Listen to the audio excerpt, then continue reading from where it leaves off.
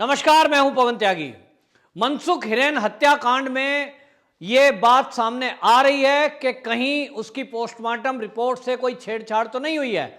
जी हां, ये आरोप लगा रहे हैं मनसुख हिरेन के परिवार वाले, क्योंकि उनका कहना है कि जो सचिन वजह है, जो मुख्य आरोपी बनाया गया है इस सारे केस में, वो पोस्टमार्टम के समय पोस्टमार्टम हाउस में उपस्थित था और वो मनसुख हिरेन के भाई से भी मिला था। तो ऐसा माना जा रहा है कि जरूर उसके दबाव में पोस्टमार्टम रिपोर्ट बदली गई होगी। आपको ध्यान होगा कि पोस्टमार्टम रिपोर्ट के आधार पर पहले पुलिस ने यह कह दिया था कि यह आत्महत्या है, लेकिन बाद में 5 रुमाल मुंह से बंधे हुए मिलना और क्या कारण था, यह सब चीजों की जांच होना बाकी थी।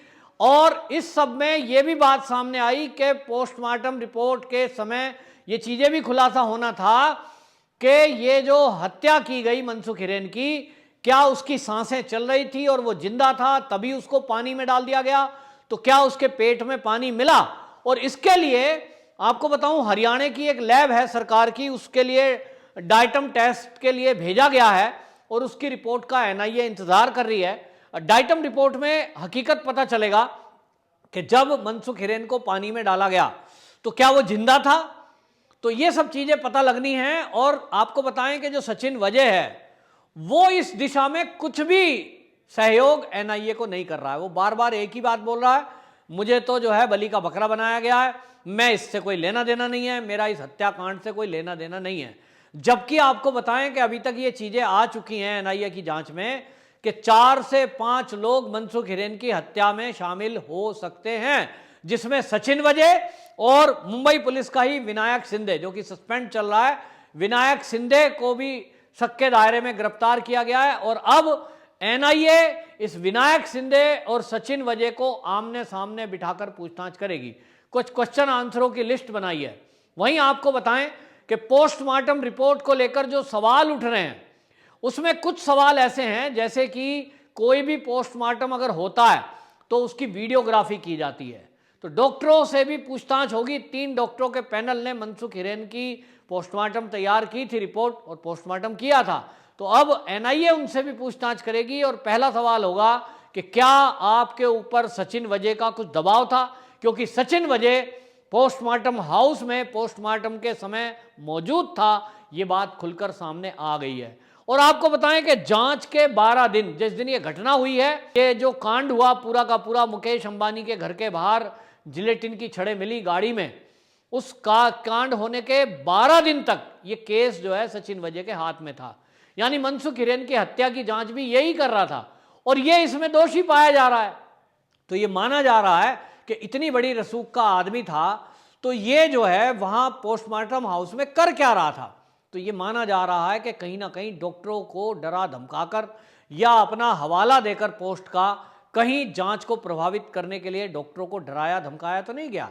और ये बात अब एनआईए उन डॉक्टरों से पूछेगी जिन 3 डॉक्टरों के पैनल ने मनसुख हिरेन का पोस्टमार्टम किया, कि आपके पास कोई दबाव तो नहीं था, क्या आपको किसी ने फोन कॉल किया कि कोई बाहर से फोन आया हो और उसने डराया धमकाया या पोस्टमार्टम रिपोर्ट चेंज करने के लिए कहा हो, आपने वीडियोग्राफी कराई तो कहां है, नहीं कराई तो क्यों नहीं कराई, ये सब चीजें हैं। और एक चीज में जो शक पैदा हो रहा है एनआईए को, वो ये है कि वो जो 3 डॉक्टर हैं उनसे मिलने कब कौन आया, उन्होंने इसके लिए कोई रिपोर्ट दर्ज नहीं की। रजिस्टर मेंटेन होता है कि वो जो पोस्टमार्टम रिपोर्ट है उसे लेने कौन गया, कौन अधिकारी उनसे मिलने आया, कौन बयान दर्ज करने आया, तो बाकायदा उसकी जो है आना और जाना एंट्री की जाती है और डॉक्टरों से बातचीत करने वाले पुलिस अधिकारी का बाकायदा नाम और टाइम नोट होता है।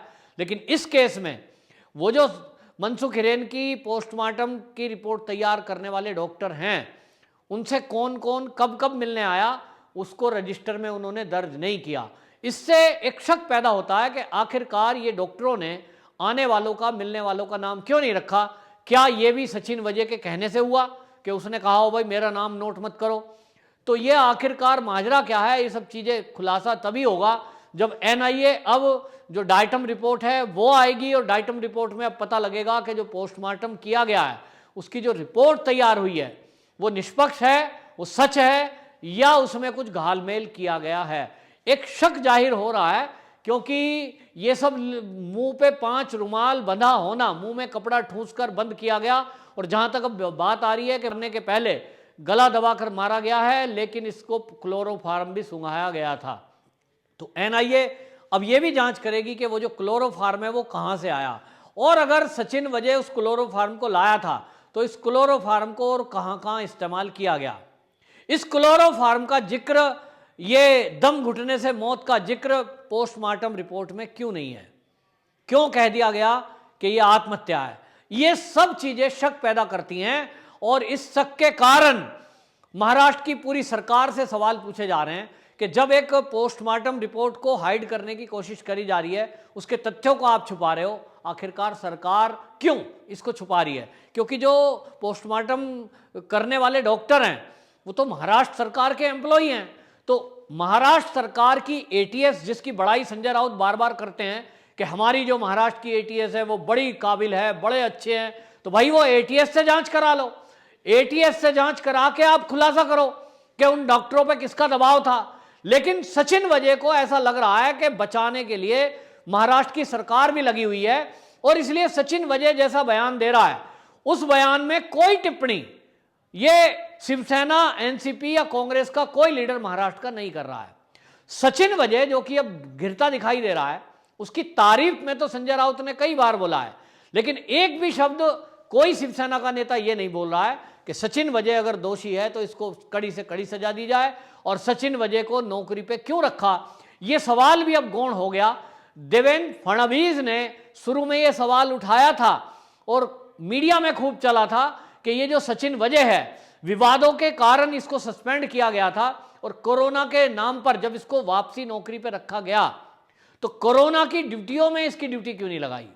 जहां कोरोना का अरेंजमेंट हो रहा है, जहां कोरोना के हॉस्पिटल हैं, वहां ड्यूटी पे लगाना चाहिए, लेकिन उसके बजाय सीआईयू में इसकी नौकरी लगा दी, जो बहुत सेंसिटिव विभाग है, और उसका भी हेड बना दिया। तो शिवसेना में ये सवाल पूछे जा रहे थे शिवसेना से और उद्धव ठाकरे से कि ये आपका आदमी था, आपने नियमों को ताक पे रखकर इसको नौकरी पे क्यों रखा और ऐसी सेंसिटिव पोस्ट क्यों दी। लेकिन आप देख रहे हैं कि राजनीति शायद इसी का नाम है कि अब चाहे बीजेपी भी हो, वो उद्धव ठाकरे से यह सवाल पूछने के बजाय बाकी चीजों में घिर गई है। मुद्दा डाइवर्ट हो चुका है और वो मुद्दा 100 करोड़ पे आ गया है, उगाही पर आ गया है, और उस उगाही को लेकर के अभी तक किसी के पास कोई सबूत नहीं है। जो देवेंद्र फडणवीस ने जो सबूत दिखाए थे उसको सिरे से सरकार नकार चुकी है, और यहां तक कर चुकी है कि जो रश्मि शुक्ला है जिसने ये सारी रिपोर्ट लीक करी थी, अब उसके खिलाफ भी कार्रवाई होगी, बाकायदा उसके खिलाफ एफआईआर दर्ज कर दी गई है। अब देखना यह होगा कि एक आईपीएस अधिकारी जो मुंबई में कमिश्नर रही थी इंटेलिजेंस की, अब उससे इंट्रोगेशन करेगी महाराष्ट्र सरकार, महाराष्ट्र की पुलिस। आखिरकार ये हो क्या रहा है? जांच के नाम पर बड़ी धीमी जांच चल रही है, और इसमें कई बार जो जांच के नतीजे देखना चाहते हैं लोग, उनकी हिम्मत टूट जाती है, और ऐसा लगने लगता है कि शायद सब लोग मिल गए हैं आपस में, और इसलिए न्याय होता नहीं दिखता है। न्याय प्रक्रिया इतनी धीमी हो जाती है कि लोगों का उम्मीद टूट जाती है। हमने देखा कि आए दिन सीबीआई की जांच में खुलासा हो रहा था, एनसीबी के खुलासे हो रहे थे। सुशांत सिंह राजपूत की मौत में लोग ये उम्मीद कर रहे थे कि अब कोई नाम आएगा, अब कोई नाम आएगा, लेकिन ढाक के 3 पात जो कहा जाता है, नतीजा निल रहा। अभी तक कोई भी खुलासा नहीं हुआ, और सुशांत सिंह राजपूत की मौत को आत्महत्या ही बताकर केस क्लोज कर दिया गया। तो ऐसा ही मनसुख हिरेन की केस में अभी तक जो लग रहा है, बाकी चीजें चल रही हैं। कहीं 100 करोड़ की उगाही की बात आती है, कहीं होटल में स्टे की बात आ रही है, कहीं नोट गिनने की मशीन, कहीं नोट बैग वाली लड़की, सारी चीजें आ रही हैं, लेकिन नहीं आ रहा है तो मनसुख हिरेन की हत्यारा वो एनआईए की तरफ से अभी नहीं आ रहा। हालांकि मुंबई की एटीएस 2 लोगों को गिरफ्तार करके कह चुकी है कि इन्होंने हत्या की। हत्या कराने वाले कौन थे, इनके पीछे कौन लोग थे, उनका मकसद क्या था, यह सब एटीएस ने भी खुलासा नहीं किया है। एटीएस की गौर करने वाली बात यह है कि जो एनआईए कह रहा है कि इसके पीछे भी सचिन वाजे है, महाराष्ट्र की जो एटीएस है उसने कहीं भी सचिन वाजे का नाम नहीं लिया है। इसका मतलब यह है कि चोर चोर मौसेरे भाई जो कहावत है, वो महाराष्ट्र की पुलिस भी उस खेल को खेल रही है, और अपने पुलिस के जो कर्मचारी हैं उनको बचाने में शायद लगी हुई है।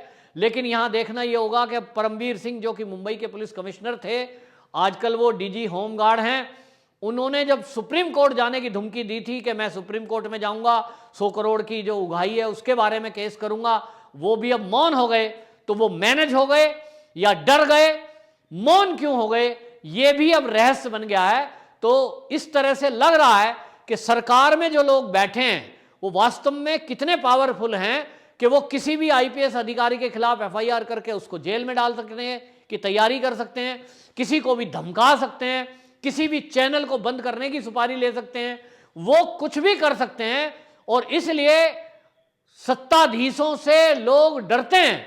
और महाराष्ट्र के अंदर भी अब यही हो रहा है कि मनसुख हिरेन की जो फैमिली है बहुत डरी हुई है और वो अब ये उम्मीद लगा रही है कि एनआईए ही कुछ उनके लिए कुछ करेगी।